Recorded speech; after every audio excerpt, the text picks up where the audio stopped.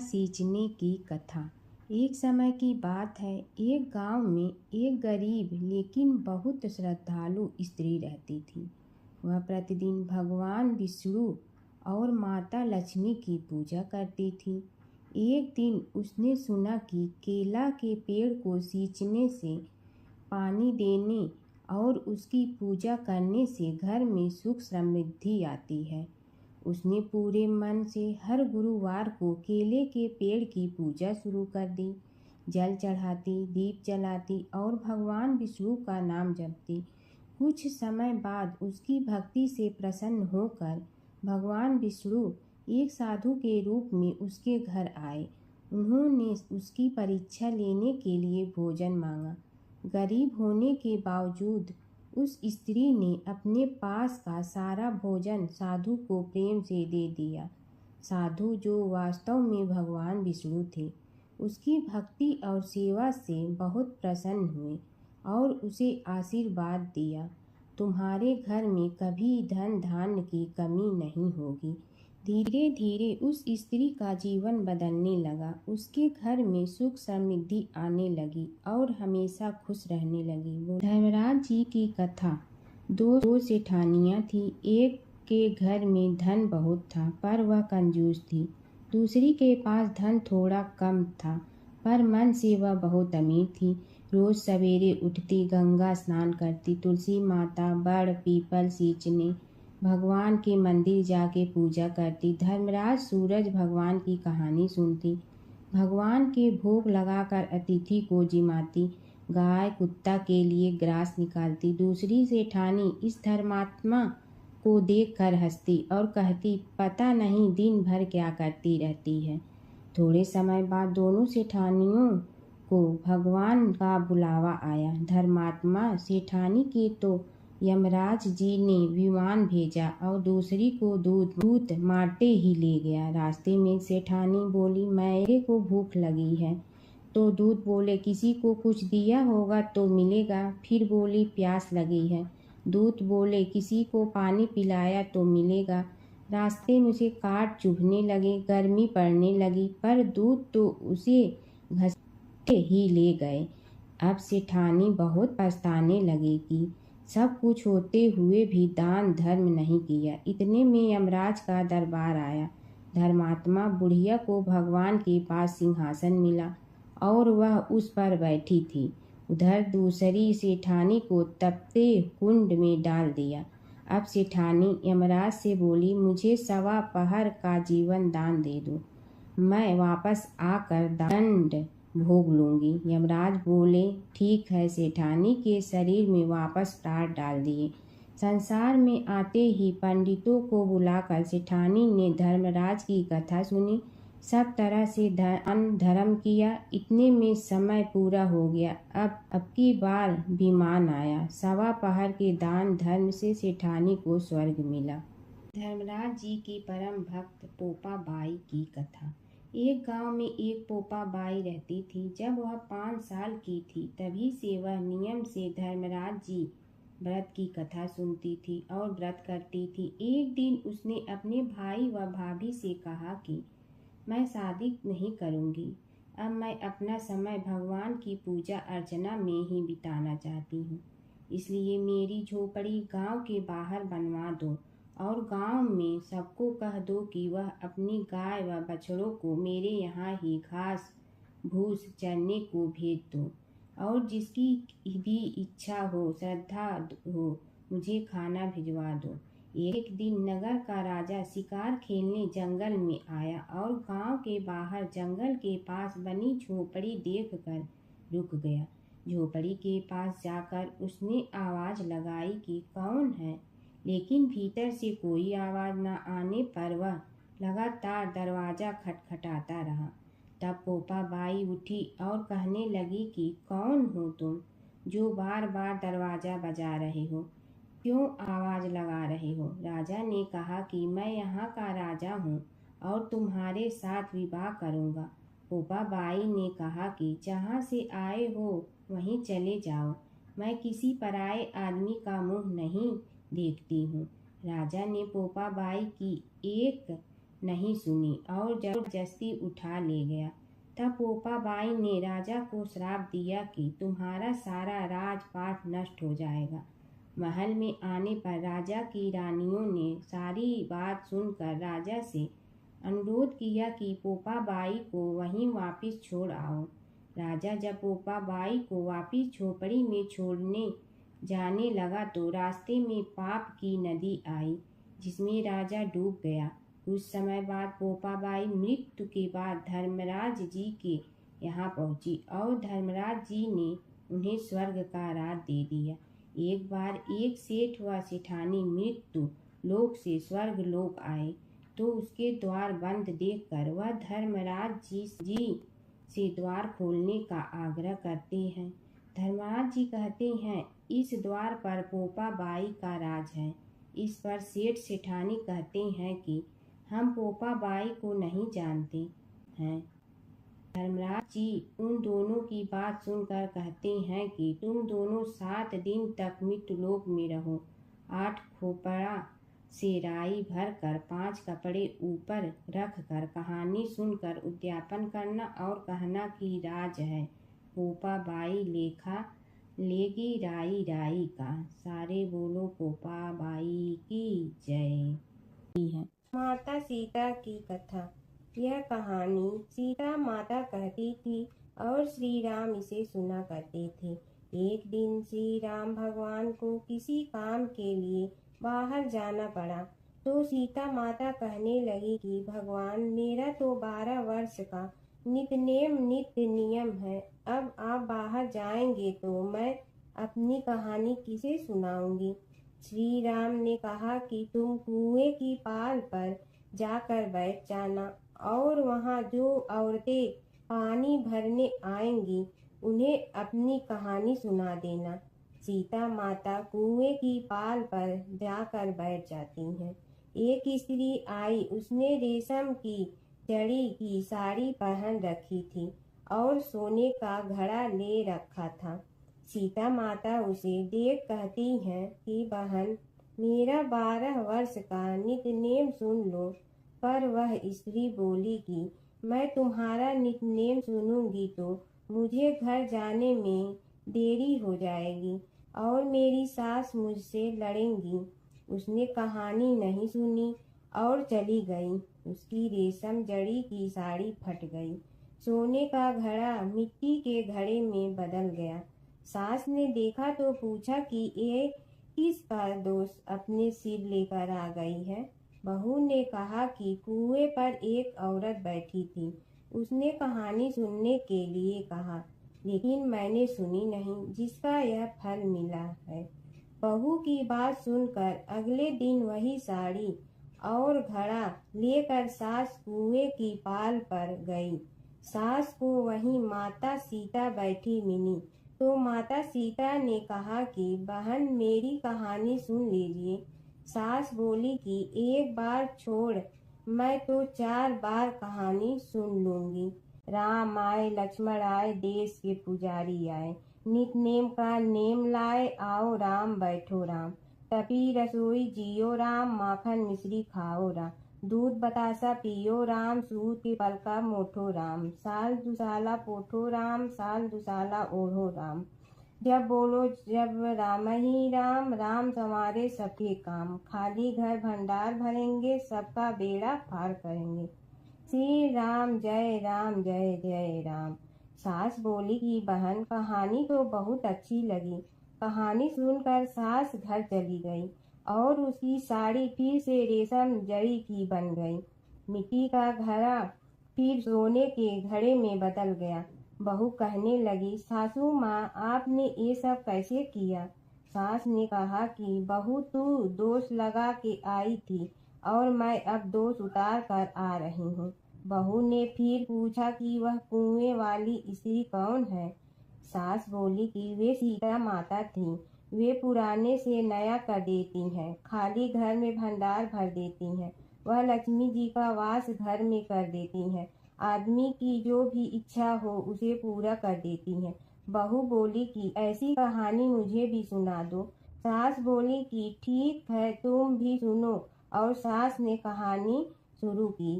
राम आए लक्ष्मण आए, देश के पुजारी आए, नित नेम का नेम लाए, आओ राम बैठो राम। तपी रसोई जियो राम, माखन मिश्री खाओ राम, दूध बतासा पियो राम, सूत के पलका मोठो राम। साल दुसाला पोठो राम, साल दुसाला ओढ़ो राम, जब बोलो जब राम ही राम, राम संवारे सबके काम। खाली घर भंडार भरेंगे, सबका बेड़ा पार करें, श्री राम जय राम। कहानी सुनकर बहू बोली कि कहानी तो बहुत अच्छी है। सास ने कहा कि ठीक है, इस कहानी को रोज कहा करेंगे। अब सास बहू रोज सवेरे उठती, नहाती धोती और पूजा करने के बाद नितनेम की सीता की कहानी कहती। एक दिन उनके यहाँ एक पड़ोस की औरत आई और बोली कि बहन जरा सी आँच दे ना। तो वह बोली कि आज तो अभी हमने जलाई ही नहीं। पड़ोसन ने कहा कि तुम सुबह 4 बजे से उठकर क्या कर रही हो? फिर उन्होंने कहा कि सुबह उठकर हम पूजा करते हैं, फिर सीता माता की नितनेम की कहानी कहते हैं। पड़ोसन ने उसकी बात सुनकर फिर कहा कि सीता माता की कहानी कहने से तुम्हें क्या मिलता है? वे बोली कि इनकी कहानी कहने से घर में भंडार भर जाते हैं, सारे काम सिद्ध होते हैं, मन की इच्छा भी पूरी हो जाती है। पड़ोसन कहती है कि बहन ऐसी कहानी तो मुझे भी सुना दो। फिर वह बोली कि ठीक है, तुम भी यह कहानी सुन लो। राम आए लक्ष्मण आए, देश के पुजारी आए, नित नेम का नेम लाए, आओ राम बैठो राम। सारी कहानी सुनने के बाद पड़ोसन कहने लगी, बहन कहानी तो मुझे बहुत अच्छी लगी। अब वह पड़ोसन भी नित नेम सीता माता की कहानी कहने लगी। कहानी कहने से सीता माता ने पड़ोसन के भी भंडार भर दिए। अब तो पूरे मोहल्ले में नित नेम की कथा चल पड़ी, हर किसी की मनोकामना पूरी होने लगी। हे सीता माता, जैसे आपने उनके भंडार भरे, वैसे ही आप हमारे भी भंडार भरना, सबकी भरना, कहानी सुनने वाले के भी और कहानी कहने वाले के भी। जमुना की कहानी। प्राचीन समय में एक गांव था जिसमें 2 बहनें रहा करती थी। एक बहन का नाम गंगा था तो दूसरी बहन का नाम जमुना था। एक बार दोनों बहनें एक साहूकार के खेत से गुजर रही थी तो जमुना ने 13 दाने जौ के तोड़ लिए, जिसे देख गंगा बोली कि तुझे तो ग्रहण लग गया, तूने चोरी की है। इस पर जमुना बोली कि अब मेरा ग्रहण कैसे धुलेगा। गंगा ने कहा कि तुझे 12 साल तक साहूकार के यहाँ नौकरी करनी पड़ेगी, तभी तेरा पाप धुलेगा और ग्रहण से मुक्ति मिलेगी।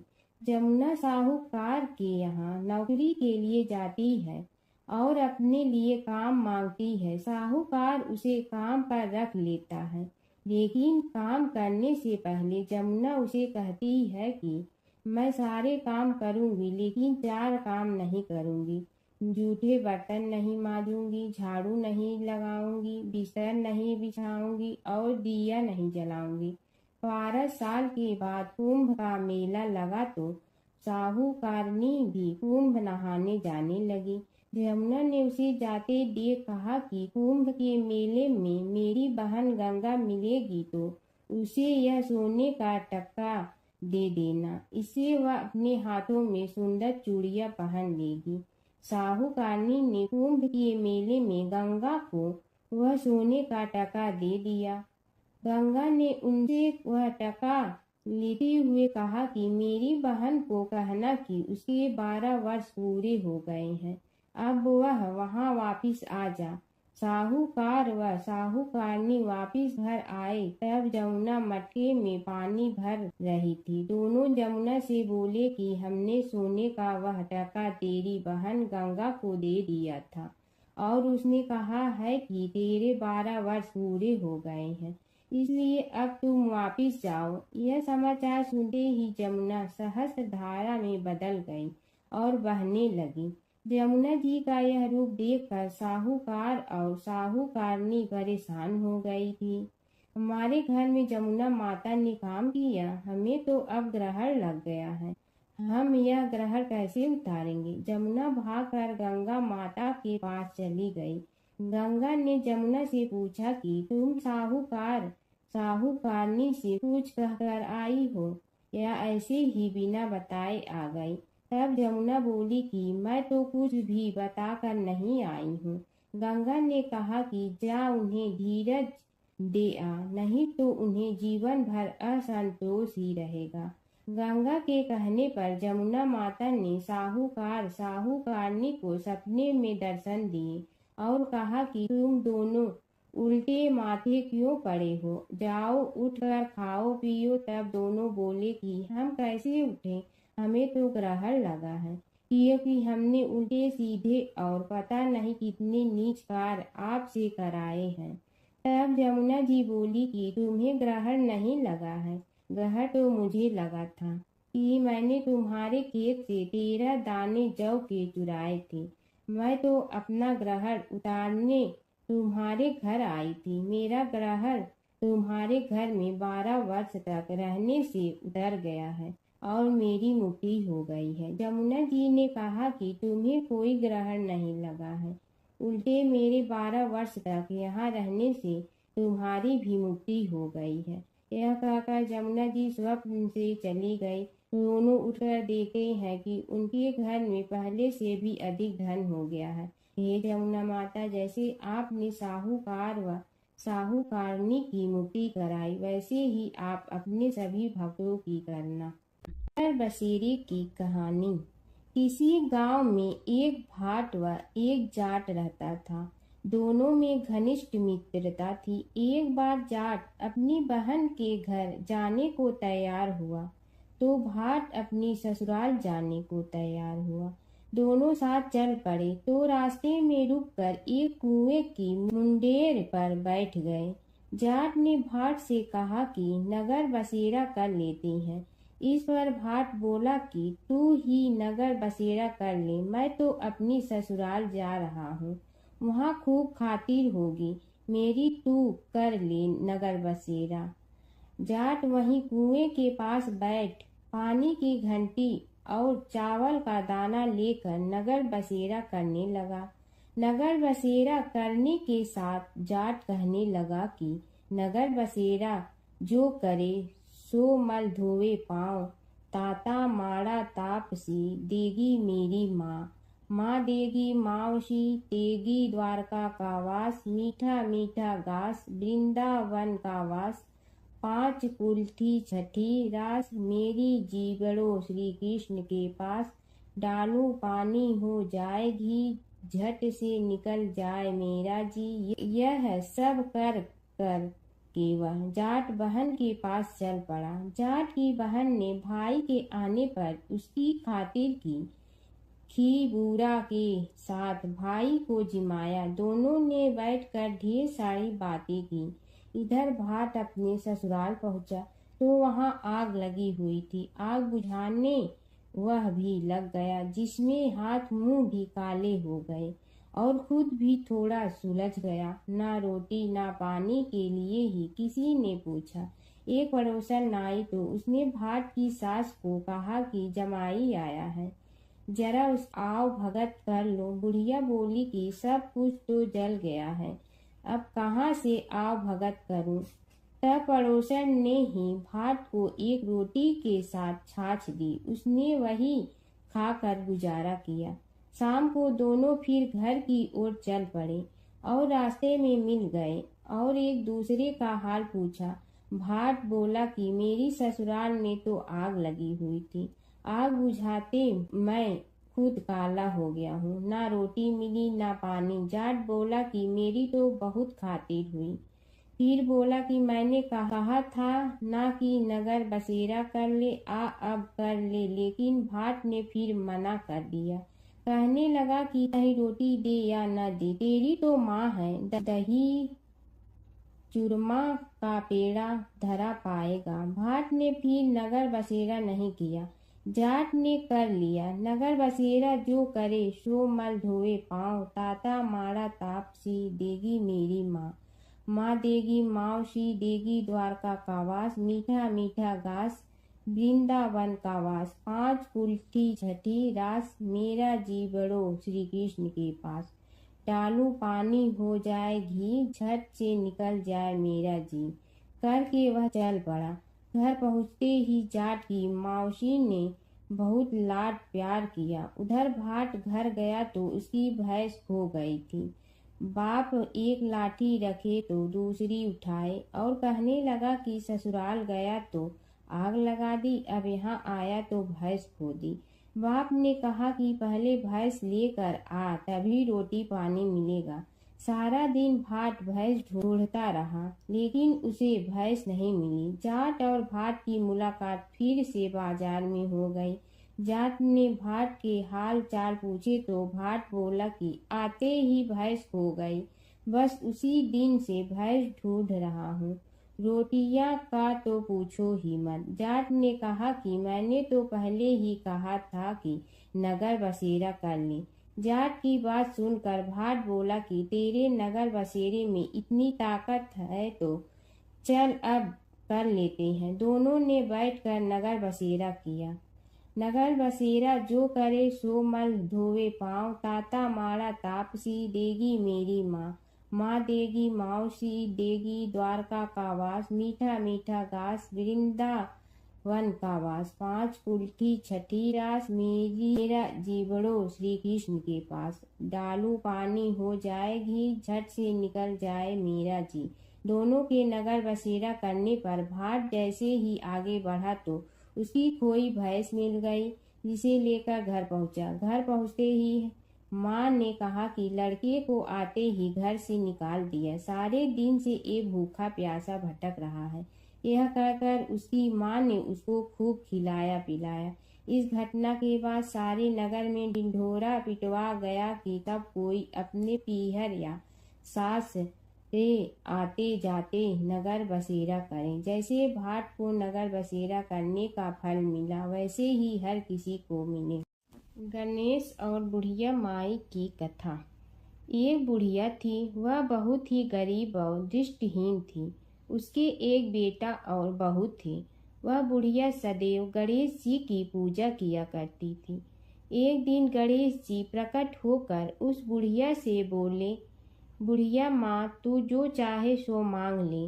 बुढ़िया बोली, मुझे तो मांगना नहीं आता, कैसे और क्या मांगूं? तब गणेश जी बोले, अपने बहू बेटे से पूछ कर मांग ले। तब बुढ़िया ने अपने बेटे से कहा, गणेश जी कहते हैं तू कुछ मांग ले, बता मैं क्या मांगूं? पुत्र ने कहा, माँ तू धन मांग ले। बहू से पूछा तो बहू ने कहा, नाती मांग ले। तब बुढ़िया ने सोचा कि ये तो अपने अपने मतलब की बात कर रहे हैं।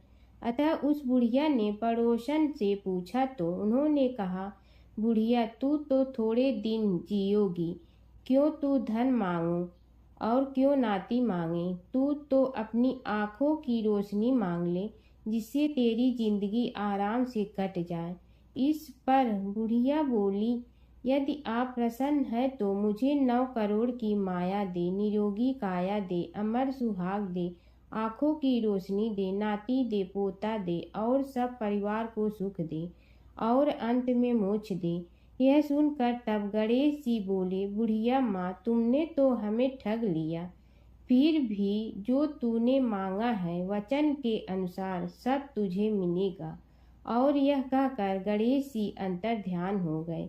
उधर बुढ़िया माँ ने जो कुछ मांगा वह सब कुछ मिल गया। हे गणेश जी महाराज, जैसे तुमने उस बुढ़िया माँ को सब कुछ दिया वैसे ही सबको देना। बुढ़िया माई को मुक्ति दी तुलसी माता की कथा।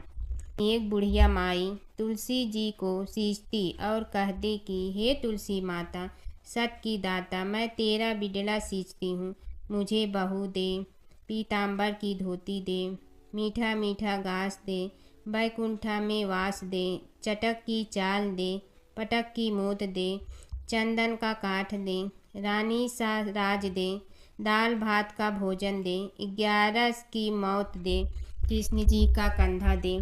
तब तुलसी माता यह सुनकर सूखने लगी तो भगवान ने पूछा कि हे तुलसी, तुम क्यों सूख रही हो? तुलसी माता ने कहा कि एक बुढ़िया रोज आती है और यही बात कह जाती है, मैं सब बात तो पूरा कर दूंगी, लेकिन कृष्ण का कंधा कहाँ से लाऊंगी? तो भगवान बोले, जब वो मरेगी तो मैं अपने आप कंधा दे आऊँगा, तू बुढ़िया माई से कह देना। जब बुढ़िया माई मर गई, सब लोग आ गए। जब माई को ले जाने लगे तो वह किसी से न उठी। तब भगवान एक 12 बरस के बालक का रूप धारण करके आए। बालक ने कहा, मैं कान में एक बात कहूँगा तो बुढ़िया माई उठ जाएगी। बालक ने कान में कहा, बुढ़िया माई मन की निकाल ले, पीताम्बर की धोती ले, मीठा मीठा घास ले, बैकुंठा का वास ले, चटक की चाल ले, पटक की मोत ले, कृष्ण जी का कंधा ले। यह सुनकर बुढ़िया माई हल्की हो गई। भगवान ने कंधा दिया और बुढ़िया माई को मुक्ति मिल गई। हे तुलसी माता, जैसे बुढ़िया माई को मुक्ति दी वैसे सबको देना। एक समय की बात है कि विष्णु भगवान का विवाह लक्ष्मी जी के साथ निश्चित हो गया। विवाह की तैयारी होने लगी। सभी देवताओं को निमंत्रण भेजे गए, परंतु गणेश जी को निमंत्रण नहीं दिया। कारण जो भी रहा हो, अब भगवान विष्णु की बारात जाने का समय आ गया। सभी देवता अपनी पत्नियों के साथ विवाह समारोह में आए। उन सब ने देखा कि गणेश जी कहीं दिखाई नहीं दे रहे हैं। तब वे आपस में चर्चा करने लगे कि क्या गणेश जी को कोई न्योता नहीं दिया है या स्वयं गणेश जी ही नहीं आए हैं। सभी को इस बात पर आश्चर्य होने लगा। तभी सब ने विचार किया कि विष्णु भगवान से ही इसका कारण पूछा जाए। विष्णु भगवान से पूछने पर उन्होंने कहा कि हमने गणेश जी के पिता भोलेनाथ महादेव को न्योता भेजा है। यदि गणेश जी अपने पिता के साथ आना चाहते हैं तो आ जाते, अलग से न्योता देने की कोई आवश्यकता भी नहीं थी। दूसरी बात यह है कि उनको 1.25 मन मूंग, 1.25 मन चावल, 1.25 मन घी और 1.25 मन लड्डू का भोजन दिन भर में चाहिए। यदि गणेश जी नहीं आएंगे तो कोई बात नहीं, दूसरे के घर जाकर इतना सारा खाना पीना अच्छा भी नहीं लगता। इतनी वार्ता कर ही रहे थे कि किसी एक ने सुझाव दिया, यदि गणेश जी आ भी जाए तो उनके द्वारपाल बनाकर बैठा देंगे कि आप घर की याद रखना। आप तो चूहे पर बैठकर धीरे धीरे चलोगे तो बारात से बहुत पीछे रह जाओगे। यह सुझाव भी सबको पसंद आ गया तो विष्णु भगवान ने भी अपनी सहमति दे दी। होना क्या था कि इतने में गणेश जी वहां आ पहुंचे और उन्हें समझा बुझा कर घर की रखवाली करने बैठा दिया गया। बारात चल रही थी, तब नारद जी ने देखा कि गणेश जी तो दरवाजे पर ही बैठे हुए हैं, तो वे गणेश जी के पास गए और रुकने का कारण पूछा। गणेश जी कहने लगे कि विष्णु भगवान ने मेरा बहुत अपमान किया है। नारद जी ने कहने लगे कि अपनी मूसक देना को आगे भेज दे तो वह रास्ता खोद देगी, जिससे उनके वाहन धरती में धंस जाएंगे। तब आपको सम्मान पूर्वक बुलाना पड़ेगा। अब तो गणेश जी ने अपनी मूसक सेना जल्दी से आगे भेज दी और सेना ने जमीन पोली कर दी। जब बारात वहां से निकली तो रथों के पहिए धरती में धंस गए। लाख कोशिश करे परंतु पहिए नहीं निकले। सभी ने अपने अपने उपाय किए परंतु पहिए तो नहीं निकले, बल्कि जगह जगह से टूट गए। किसी की समझ में नहीं आ रहा था कि अब क्या किया जाए। तब तो नारद जी ने कहा, आप लोगों ने गणेश जी का अपमान करके अच्छा नहीं किया। यदि उन्हें मना कर लाया जाए तो आपका कार्य सिद्ध हो सकता है और यह संकट टल सकता है। शंकर भगवान ने अपने दूत नंदी को भेजा और वे गणेश जी को लेकर आए। गणेश जी का आदर सम्मान के साथ पूजन किया। तब कहीं रथ के पहिए निकले। अब रथ के पहिए निकल के परंतु टूट फूट गए तो उन्हें सुधारे गए। पास के खेत में खाती काम कर रहा था, उसे बुलाया गया। खाती अपना कार्य करने के पहले श्री गणेशाय नमः कहकर गणेश जी की वंदना मन ही मन करने लगा। देखते ही देखते खाती ने सभी पहियों को ठीक कर दिया। तब खाती कहने लगा कि हे देवताओं, आपने सर्वप्रथम गणेश जी को नहीं मनाया होगा और न ही उनकी पूजन की होगी, इसीलिए तो आपके साथ यह संकट आया है। हम तो मूर्ख अज्ञानी हैं, फिर भी पहले गणेश जी को पूजते हैं, उनका ध्यान करते हैं। आप लोग तो देवतागण हैं, फिर भी आप गणेश जी को कैसे भूल गए। अब आप लोग भगवान श्री गणेश जी की जय बोल कर जाएं तो आपके सब काम बन जाएंगे और संकट कट जाएंगे। ऐसा कहते हुए बारात वहां से चल दी और विष्णु भगवान को लक्ष्मी जी के साथ विवाह संपन्न करा के सभी सकुशल घर लौट आए। हे गणेश जी महाराज, आपने विष्णु को जैसे कारज सारियो ऐसे कारज सबको सिद्ध कर जो। बोलो गजानन भगवान की जय। प्राचीन काल की बात है। एक नगर में धर्मपाल नाम का एक निर्धन किंतु अत्यंत धर्मनिष्ठ व्यक्ति रहता था।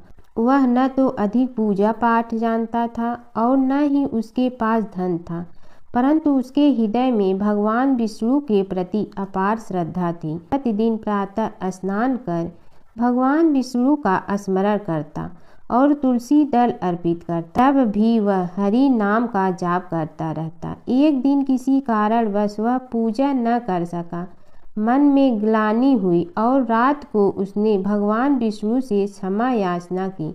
उसी रात उसे स्वप्न में विष्णु ने दर्शन दिए और कहा, हे भक्त, जो भी व्यक्ति श्रद्धा से मेरा स्मरण करता है मैं उसके सभी पाप हर लेता हूँ। भक्ति में विधि नहीं भाव प्रधान होता है। कुछ समय बाद धर्मपाल के जीवन की सभी कठिनाइयाँ दूर हो गई। उसके घर में सुख शांति और समृद्धि आ गई। अंत समय में उसे वैकुंठ लोक की प्राप्ति हुई। विष्णु भगवान की कथा।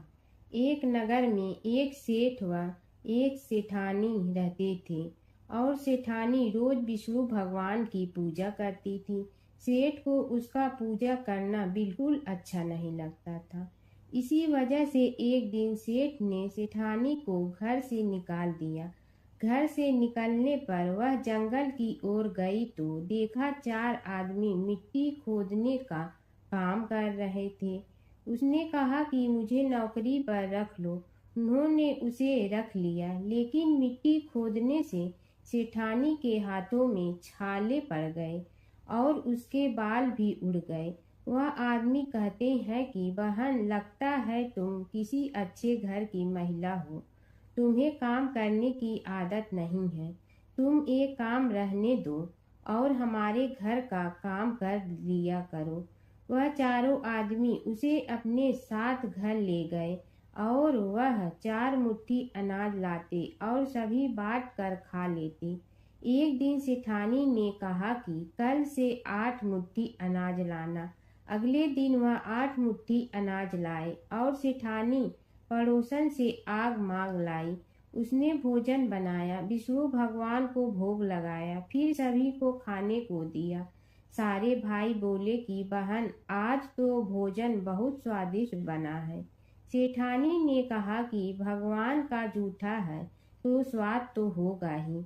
सेठानी के जाने के बाद सेठ भूखा रहने लगा और आस पड़ोस के सारे लोग कहने लगे कि ये तो सेठानी के भाग्य से खाता था। एक दिन सेठ अपनी सेठानी को ढूंढने चल पड़ा। उसने ढूंढते हुए वह भी उस जंगल में पहुंच गया जहां वह चारों आदमी मिट्टी खोद रहे थे।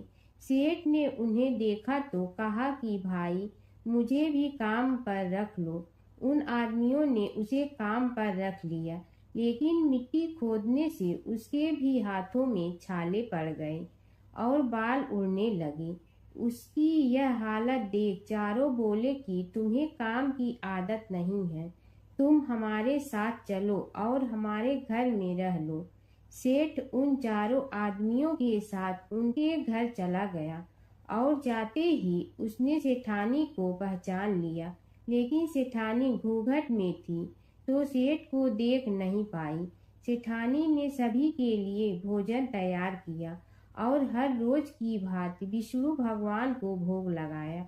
उसने उन चारों भाइयों को भोजन परोस दिया, लेकिन जैसे ही वह सेठ को भोजन देने लगी तो विष्णु भगवान ने उसका हाथ पकड़ लिया।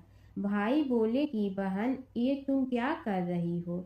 वह बोली, मैं कुछ नहीं कर रही हूँ, मेरा हाथ तो विष्णु भगवान ने पकड़ लिया है। भाई बोले, हमें भी विष्णु भगवान के दर्शन कराओ। उसने भगवान से प्रार्थना की तो विष्णु जी प्रकट हो गए। सभी ने दर्शन किए। सेठ ने सेठानी से क्षमा मांगी और सेठानी को साथ चलने को कहा। भाइयों ने अपनी बहन को बहुत सा धन देकर विदा किया। जब सेठानी के साथ सेठ भी भगवान विष्णु की पूजा करने लगा और उनके परिणाम से उनका घर अन्न धन से भर गया। प्राचीन काल की बात है। नैमिषारण्य क्षेत्र में ऋषि, महर्षि और साधु संतों का समाज जुड़ा था। उसमें श्री सूत जी भी विद्यमान थे।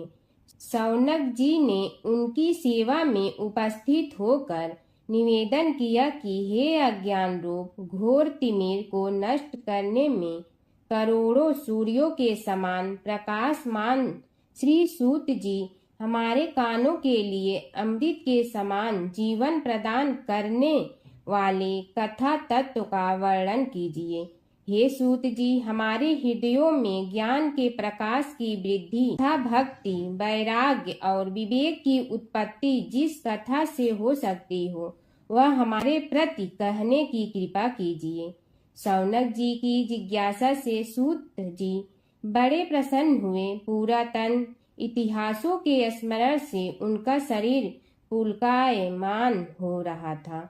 वे कुछ देर उसी स्थिति में विराजमान रहकर कुछ विचार करते रहे और अंत में बोले, शौनक जी, इस विषय में आपके चित्त में बड़ी जिज्ञासा है। आप धन्य हैं जो सदैव ज्ञान की प्राप्ति में तत्पर रहते हुए विभिन्न पुराण कथाओं की जिज्ञासा रखते हैं। आज मैं आपको ज्ञान के परम स्रोत रूप श्री गणेश जी का जन्म कर्म रूप चरित्र सुनाऊंगा। गणेश जी से ही सभी ज्ञानों, सभी विद्याओं का उद्भव हुआ है। अब आप सावधान चित्त से विराजमान हो। श्री गणेश जी के ध्यान और नमस्कार पूर्वक उनका चरित्र श्रवण करें। नमस्तस्मै गणेशाय ब्रह्मा विद्या प्रदायिनी यनागस्त्यसमः साक्षात विघ्न सागर सोसड़े। कैसे हैं वे श्री गणेश जो सभी प्रकार की ब्रह्म विद्याओं को प्रदान करने वाले अर्थात ब्रह्मा के सगुण और निर्गुण स्वरूप पर प्रकाश डालने और जीव ब्रह्मा का अभेद प्रतिपादन करने वाली विद्याओं के दाता हैं। वे विघ्नों के समुद्रों को महर्षि अगस्त्य के समान शोषण करने में समर्थ हैं। इसलिए उनका नाम विघ्न सागर शोषक के नाम से प्रसिद्ध है। मैं उन भगवान श्री गणेश जी को नमस्कार करता हूँ। प्रथम पूजा के अधिकारी श्री गणेश जी, यह कहकर सूत जी कुछ समय के लिए मौन हो गए और फिर बोले, शौनक जी, भगवान गणेश जी ही सर्वप्रथम पूजा प्राप्ति के अधिकारी हैं। किसी भी देवता की पूजा करो, पहले उनकी पूजा करो। शौनक जी ने निवेदन किया, हे भगवान, हे सूत, सर्वप्रथम यह बताने की कृपा कीजिए कि गणेश जी को प्रथम पूजा का अधिकार किस प्रकार प्राप्त हुआ। इस विषय में मेरी बुद्धि मोह को प्राप्त हो रही है कि सृष्टि रचयिता ब्रह्मा जी, पालन करता भगवान नारायण और संहार करता शिव जी में से किसी को प्रथम पूजा का अधिकारी क्यों नहीं माना गया। यह त्रिदेव ही तो सबसे बड़ा देवता माने जाते हैं। सूत जी ने कहा, शौनक जी, यह भी एक रहस्य ही है। देखो, अधिकार मांगने से नहीं मिलता, इसके लिए योग्यता होनी चाहिए। संसार में अनेकों देवी देवताएं पूजे जाते हैं। पहले जो जिसका इष्ट देव होता है वह उसी की पूजा किया करता है। इससे बड़े देवताओं के महत्व में कमी आने की आशंका उत्पन्न हो गई। इस कारण देवताओं में परस्पर विवाद होने लगा। वे उसका निर्णय प्राप्त करने के लिए शिव जी के पास पहुँचे और प्रणाम करके पूछने लगे, प्रभु, हम सब में प्रथम पूजा का अधिकारी कौन है। शिव जी सोचने लगे कि किसे प्रथम पूजा का अधिकारी माने। तभी उन्हें एक युक्ति सूझी। बोले, देवगण, इसका निपटारा बातों से नहीं तथ्यों से होगा। इसके लिए एक प्रतियोगिता रखनी होगी। शिव की परिक्रमा करने की प्रतियोगिता। देवगण उनका मुख देखने लगे, शंकित हृदय से सोचने लगे कि कैसी प्रतियोगिता रहेगी। यह शिव जी ने उनके मन के भाव ताड़ लिए, इसलिए सांत्वना भरे शब्दों में बोले, घबराओ मत, कोई कठिन परीक्षा नहीं ली जाएगी। बस इतना ही कि सभी अपने अपने वाहनों पर चढ़कर संसार की परिक्रमा करो और फिर यहाँ लौट आओ। जो पहले लौटेगा वही सर्वप्रथम पूजा का अधिकारी होगा। अब क्या देर थी, सभी अपने अपने वाहन पर चढ़कर दौड़ पड़े। किसी का वाहन गजराज था तो किसी का सिंह, किसी का भैंसा तो किसी का मृग, किसी का हंस तो किसी का उल्लू, किसी का अश्व तो किसी का श्वान। अभिप्राय यह है कि वाहनों को विविधता के दर्शन उस समय जितने भले प्रकार से हो सकते थे उतने अन्य समय में नहीं। सबसे गया बीता वाहन गणेश जी का था मूषक, उससे चूहा भी कहते हैं। ऐसे वाहन के बल भरोसे इस प्रतियोगिता में सफल होना तो क्या, सम्मिलित होना भी हास्यास्पद है। गणेश जी ने सोचा, छोड़ो, क्या होगा प्रतियोगिता में भाग लेने से, हम तो यहाँ बैठे रहकर ही तमाशा देखेंगे। वे बहुत देर तक विचार करते रहे। अंत में उन्हें एक युक्ति सूझी। शिव जी स्वयं ही जगदाता हैं, यह संसार उन्हीं का प्रतिबिंब है, तब क्यों न इन्हीं की परिक्रमा कर ली जाए।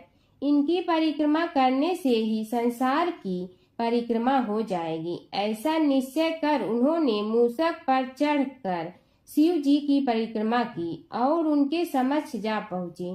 शिव जी ने कहा, तुमने परिक्रमा पूर्ण कर ली? उन्होंने उत्तर दिया, जी हाँ। शिव जी सोचने लगे कि इसे तो यहीं घूमते हुए देखा, फिर परिक्रमा कैसे कराया।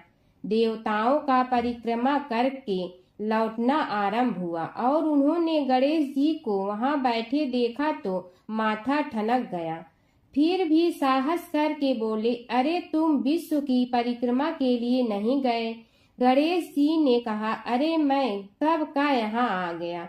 देवता बोले, तुम्हें तो कहीं भी नहीं देखा। गणेश जी ने उत्तर दिया, देखते कहाँ से, समस्त संसार शिव जी में विद्यमान है। इनकी परिक्रमा करने से ही संसार की परिक्रमा पूर्ण हो गई। सूत जी बोले, शौनक, इस प्रकार गणेश जी ने अपनी बुद्धि के बल पर ही विजय प्राप्त कर ली। उनका कथन सत्य था, इसलिए कोई विरोध करता भी तो कैसे। बस उसी दिन से गणेश जी की प्रथम पूजा होने लगी। सूत जी बोले, हे शौनक जी, यह एक तथ्य है कि गणेश जी ही उसके पात्र हैं। वे बड़े देवता का भी कार्य सिद्धि में विघ्न उपस्थित होने पर उन विघ्न राज का आश्रय न लिया हो। हे शौनक, वे देव भी बड़े दयालु हैं। नाम तो शिव जी का ही आशुतोष है, किंतु वे सर्वात्मा और सर्वरक्षक प्रभु तो शिव जी की अपेक्षा भी शीघ्र ही प्रकट हो जाते हैं। उनका भक्त कभी किसी संकट में नहीं पड़ता। यदि प्रारब्ध वशात कभी किसी विपत्ति में पड़ भी जाता है तो गणेश्वर की उपासना करने पर उनके अनुग्रह से उनके समस्त दुख दूर होकर परम सुख की प्राप्ति होती है। शौनक ने कहा, हे सूत जी, हे महाभाग, हे प्रभु, मैं गणेश जी के विभिन्न चरित्रों का अध्ययन करना चाहता हूँ, तो मुझे बताइए कि किस ग्रंथ का अवलोकन करूँ।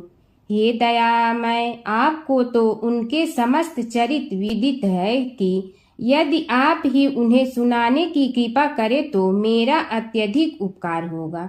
सूत जी बोले, हे शौनक भगवान, गणेश्वर के इतने चरित्र हैं कि उन सब का कथन इस जीवा से संभव नहीं, क्योंकि प्रभु अनंत, प्रभु चरित्र अनंता वाली बात समस्त विद्वान ऋषि मुनि कहते हैं।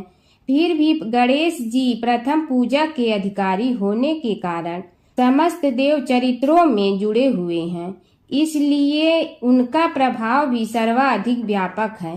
हे मुने, हे शौनक, वे भगवान सर्व समर्थ हैं। वे सभी का तिरस्कार करने में समर्थ हैं, किंतु उनका तिरस्कार कोई भी नहीं कर सकता।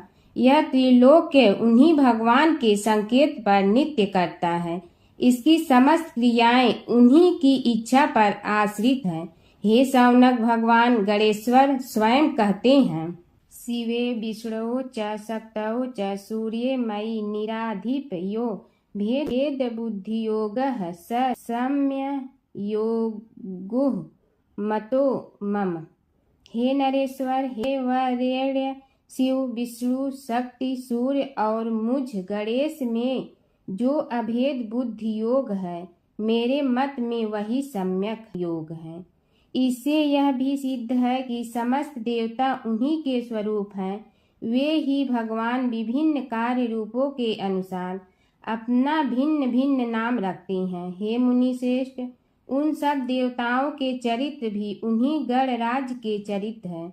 यद्यपि सब चरित्र एक ही ग्रंथ में मिलने में संभव नहीं है, फिर भी गणेश्वर के अनेकों प्रमुख चरित्रों का वर्णन गणेश पुराण में हुआ है। राजा सोमकांत का वृत्तांत कथन।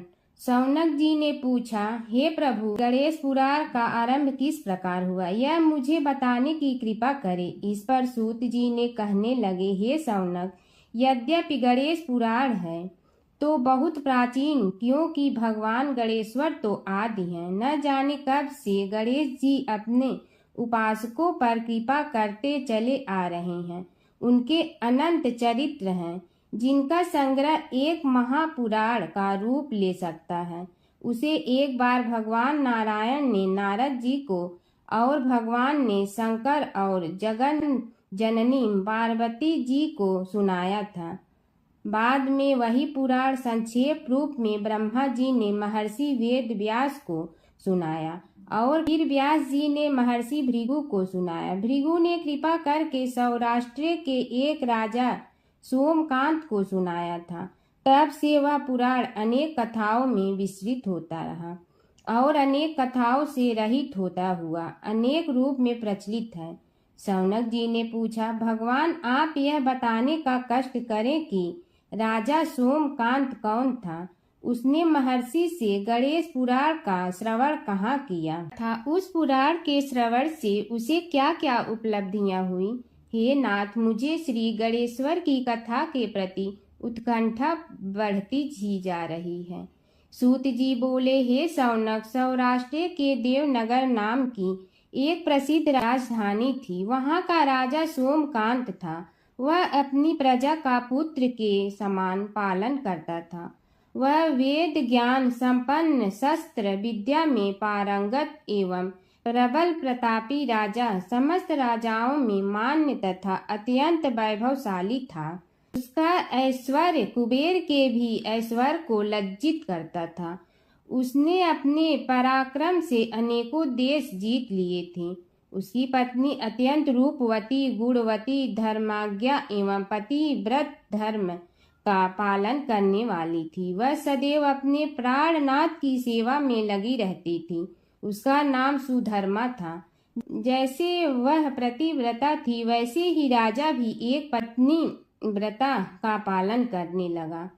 उसके हेमकांत नामक एक सुंदर पुत्र था। वह भी सभी विद्याओं का ज्ञाता और अस्त्र शस्त्रादि के अभ्यास में निपुण हो गया था। यह सभी श्रेष्ठ लक्षणों से संपन्न, सद्गुणी एवं प्रजा जनों के हितों का अत्यंत पोषक था। इस प्रकार राजा सोमकांत स्त्री पुत्र, पशुवाहन, राज्य एवं प्रतिष्ठा आदि से सब प्रकार सुखी था। उससे दुख तो था ही नहीं। सभी राजागण उसका हार्दिक सम्मान करते थे तथा उसकी श्रेष्ठ कीर्ति भी संसार व्यापी थी।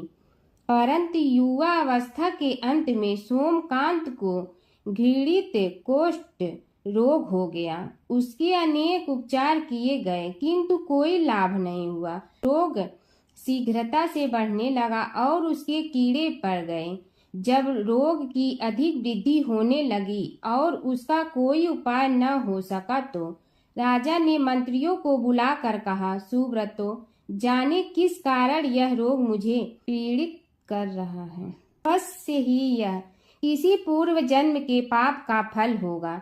इसलिए मैं अब अपना समस्त राजपाट छोड़कर वन में रहूंगा। मेरे पुत्र हेमकांत को मेरे समान मानकर राज्य शासन का धर्म पूर्वक संचालन कराते रहें।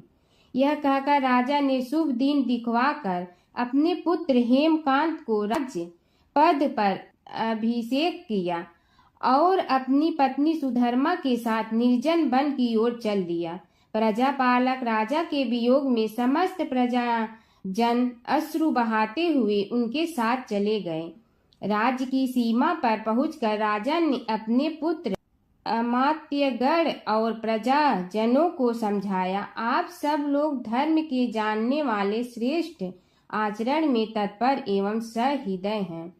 यह संसार तो वैसे भी परिवर्तनशील है, जो आज है वह कल नहीं था और आने वाले कल में भी नहीं रहेगा। इसलिए मेरे जाने से दुख का कोई कारण नहीं है। मेरे स्थान पर मेरा पुत्र सभी कार्यों को करेगा, इसलिए आप सब उसके अनुशासन में रहते हुए उसे सदैव सम्मान करते रहें। फिर पुत्र से कहा, बेटा, यह स्थिति सभी के समझ आती रही है। हमारे पूर्व पुरुष भी परंपरागत रूप से वृद्धावस्था आने पर वन में जाते रहे हैं। मैं कुछ समय पहले ही वन में जा रहा हूँ, तो कुछ पहले या पीछे जाने में कोई अंतर नहीं पड़ता। यदि कुछ वर्ष बाद जाऊं तब भी मोह का त्याग करना ही होगा। इसलिए हे वत्स, तुम दुखित मत हो और मेरी आज्ञा मानकर राज्य शासन को ठीक प्रकार चलाओ। ध्यान रखना, क्षत्रिय धर्म का कभी त्याग न करना और प्रजा को सदा सुखी रखना। इस प्रकार राजा सोमकांत ने सभी को समझा बुझाकर वहां से वापस लौट आया और स्वयं अपनी पतिव्रता भार्या के साथ वन में प्रवेश किया। पुत्र हेमकांत के आग्रह से उसने सुबल और ज्ञान गम्य नामक 2 आत्माओं को भी साथ ले लिया। उन सब ने एक समतल एवं सुंदर स्थान देखकर वहां विश्राम किया। तभी उन्हें एक मुनि कुमार दिखाई दिया। राजा ने उससे पूछा, तुम कौन हो, कहाँ रहते हो? यदि उचित समझो तो मुझे बताओ। मुनि बालक ने कोमल बाड़ी में कहा, मैं महर्षि भृगु का पुत्र हूँ। मेरा नाम च्यवन है। हमारा आश्रम निकट में ही है। अब आप भी अपना परिचय दीजिए। राजा ने कहा, मुनि कुमार, आपका परिचय पाकर मुझे बड़ी प्रसन्नता हुई। मैं सौराष्ट्र के देवनगर नामक राज्य का अधिपति रहा हूँ।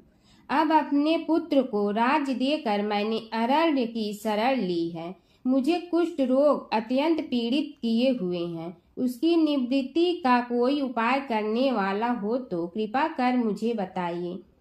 मुनि कुमार ने कहा, मैं अपने पिताजी से अपना वृतांत कहता हूँ, फिर वे जैसा कहेंगे आपको बताऊंगा।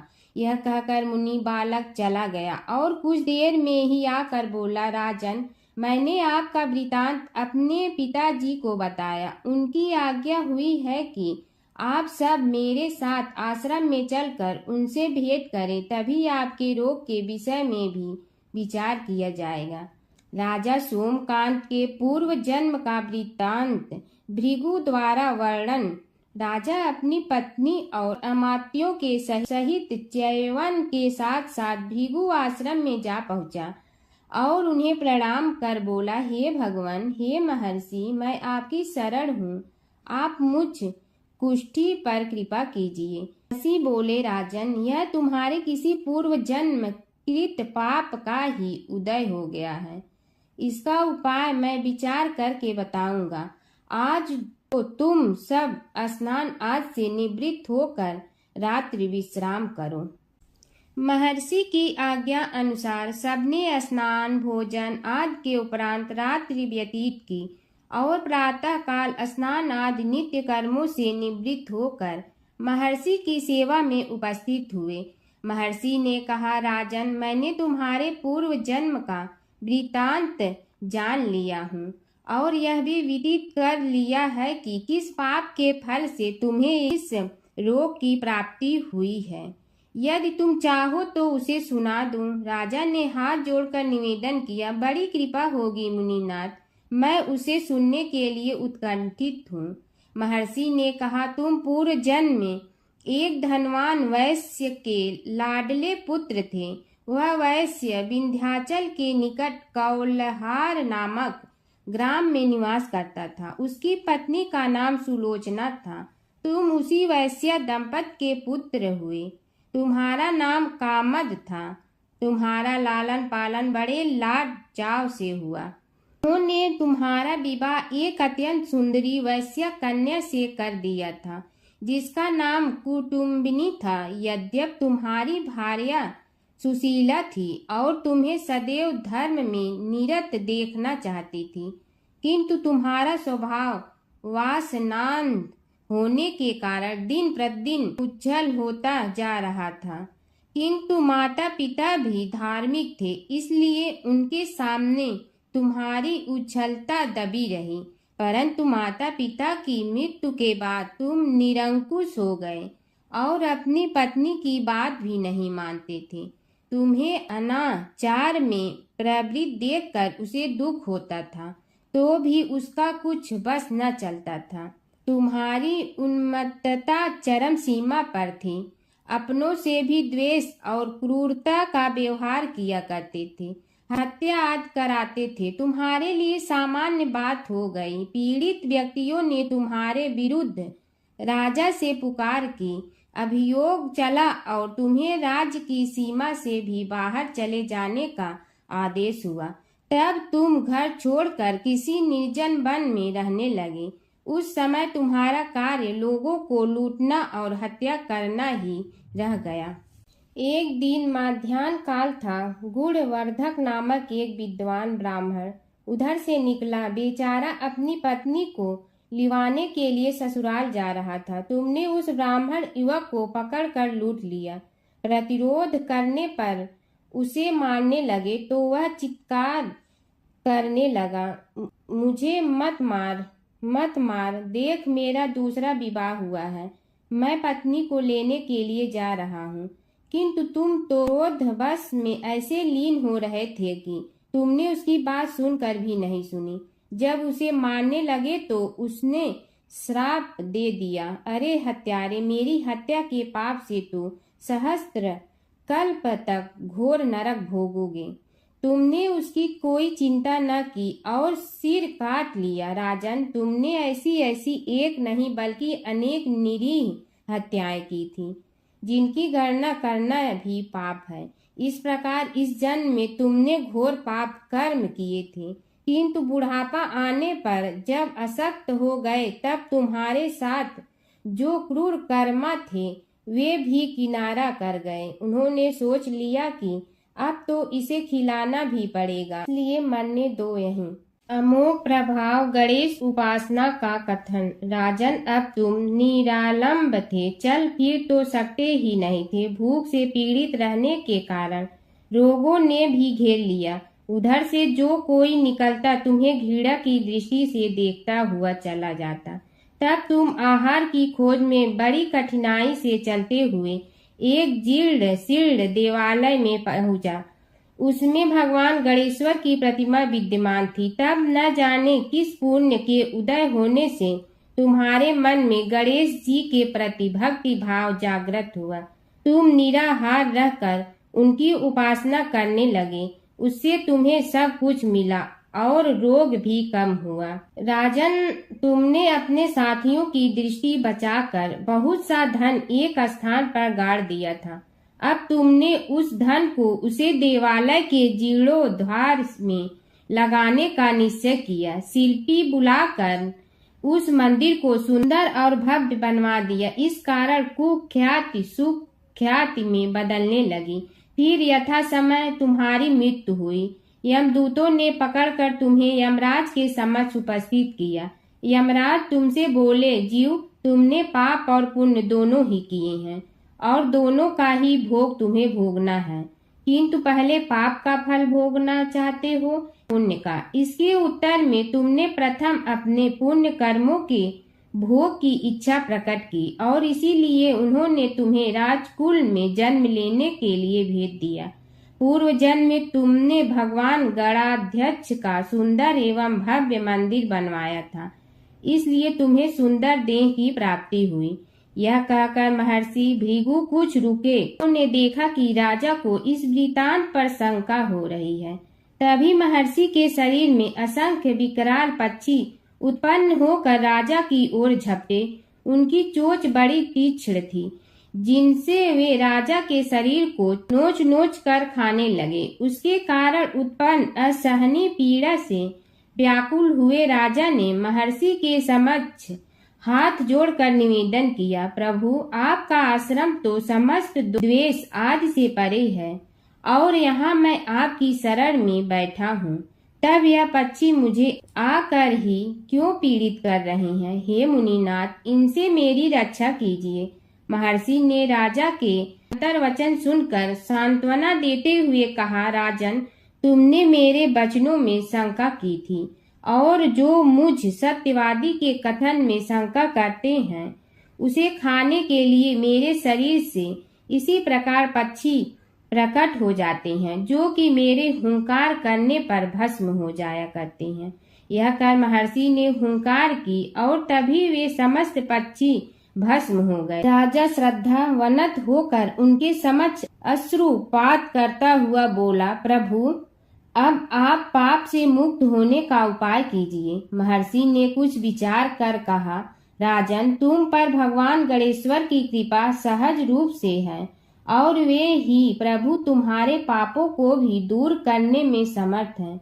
इसलिए तुम उनके पाप नाशक चरित्रों का श्रवण करो।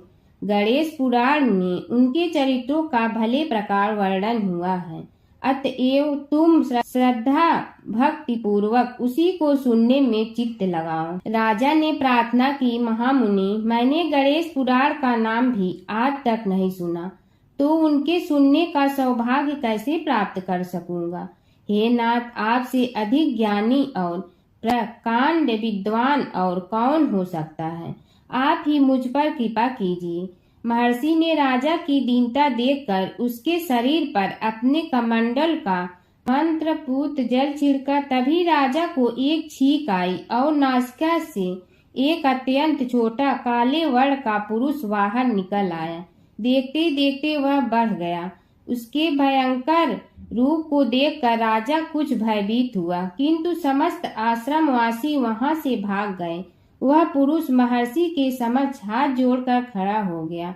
उन्हें उसकी ओर देखा और कुछ उच्च स्वर में बोले, तू कौन है? क्या चाहता है? वह बोला, मैं साक्षात पाप हूँ। समस्त पापियों के शरीर में मेरा निवास है। आपके मंत्रपूत जल के स्पर्श से मुझे विवश होकर राजा के शरीर से बाहर निकलना पड़ा है। अब मुझे बड़ी भूख लगी है, बताइए क्या खाऊं और कहाँ रहूं? महर्षि बोले, तू उस आम के अवकाश स्थान में निवास कर और उसी वृक्ष के पत्ते खाकर जीवन निर्वाह कर। यह सुनते ही वह पुरुष आम के वृक्ष के पास पहुंचा, किंतु उसके स्पर्श मात्र से वह वृक्ष जलकर भस्म हो गया। फिर जब पाप पुरुष को रहने के लिए कोई स्थान दिखाई न दिया तो वह भी अंतर्हित हो गया। हर व्रत कथा के साथ पढ़ी और सुनी जाने वाली लपसी तपसी की यह कहानी। एक लपसी था, एक तपसी था। तपसी हमेशा भगवान की तपस्या में लीन रहता था। लपसी रोजाना सवा सेर की लपसी बनाकर भगवान का भोग लगाकर जीम लेता था। एक दिन दोनों लड़ने लगे। तपसी बोला, मैं रोज भगवान की तपस्या करता हूँ, इसलिए मैं बड़ा हूँ। लपसी बोला, मैं रोज भगवान को सवा सेर लपसी का भोग लगाता हूँ, इसलिए मैं बड़ा हूँ। नारद जी वहाँ से गुजर रहे थे। दोनों को लड़ता देखकर उनसे पूछा कि तुम क्यों लड़ रहे हो? तपसी ने खुद के बड़ा होने का कारण बताया और लपसी ने अपना कारण बताया। नारद जी बोले, तुम्हारा फैसला मैं करूँगा। दूसरे दिन लपसी और तपसी नहाकर अपनी रोज की भक्ति करने आए तो नारद जी ने छुपकर 1.25 करोड़ की एक एक अंगूठी उन दोनों के आगे रख दी। तपसी की नज़र उस अंगूठी पर पड़ी जो उसने चुपचाप अंगूठी उठाकर अपने नीचे दबा ली। तब लपसी की नज़र अंगूठी पर पड़ी, लेकिन उसने ध्यान नहीं दिया। भगवान को भोग लगाकर लपसी खाना खाने लगा। नारद जी सामने आए तो दोनों ने पूछा कि कौन बड़ा, तो नारद जी ने लपसी से खड़ा होने को कहा। वो खड़ा हुआ तो उसने नीचे दबी अंगूठी दिखाई पड़ी। नारद जी ने लपसी से कहा, तपस्या करने के बाद भी तुम्हारी चोरी करने की आदत नहीं गई, इसलिए लपसी बड़ा है और तुम्हें तुम्हारी तपस्या का कोई फल भी नहीं मिलेगा। तपसी शर्मिंदा होकर माफ़ी मांगने लगा। उसने नारद जी से पूछा, मुझे मेरी तपस्या का फल कैसे मिलेगा? नारद जी ने कहा, यदि कोई गाय और कुत्ते की रोटी नहीं बनाएगा तो फल तुम्हें मिलेगा। यदि कोई ब्राह्मण को भोजन करवा कर दक्षिणा नहीं देगा तो फल तुम्हें मिलेगा। यदि कोई साड़ी के साथ ब्लाउज नहीं देगा तो फल तुझे मिलेगा। यदि कोई दिए से दिया जलाएगा तो फल तुम्हें मिलेगा। यदि कोई सारी कहानी सुने लेकिन तुम्हारी कहानी नहीं सुने तो फल तुझे मिलेगा। उसी दिन से हर व्रत कथा कहानी के साथ लपसी तपसी की कहानी भी सुनी और कही जाती है। ओम जय जगदीश हरे स्वामी जय जगदीश हरे, भक्त जनों के संकट क्षण में दूर करे। ओम जय जगदीश हरे, जो ध्यावे फल पावे, दुख बिन दे मन का, सुख संपत्ति घर आवे, कष्ट मिटे तन का। ओम जय जगदीश हरे, मात पिता तुम मेरे, शरण कहूँ किसकी, तुम विनय और न दूजा, आस करूँ जिसकी। ओम जय जगदीश हरे, तुम पूर्ण परमात्मा, तुम अंतर्यामी, पार ब्रह्म परमेश्वर, तुम सबके स्वामी। ओम जय जगदीश हरे, तुम बिंदा के सागर, तुम पालन करता, मैं मूर्ख कल काम, कृपा करो भरता। ओम जय जगदीश हरे, तुम हो ये कय गोचर, सबके प्राणपति, किस विधि मिलूं दया में, तुमको मैं कुमति। ओम जय जगदीश हरे, दीन बंधु दुख हरता, तुम रक्षक मेरे, अपने हाथ उठाओ द्वार पड़ा तेरे।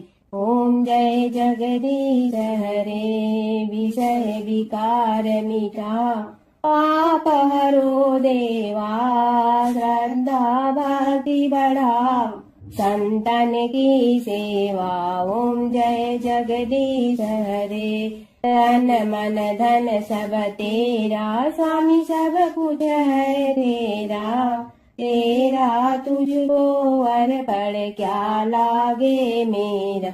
ओम जय जगदीश हरे, जय जगदीश हरे, स्वामी जय जगदीश हरे, भक्त जनों के संकट क्षण में दूर करे। ओम जय जगदीश हरे, स्वामी जय जगदीश हरे।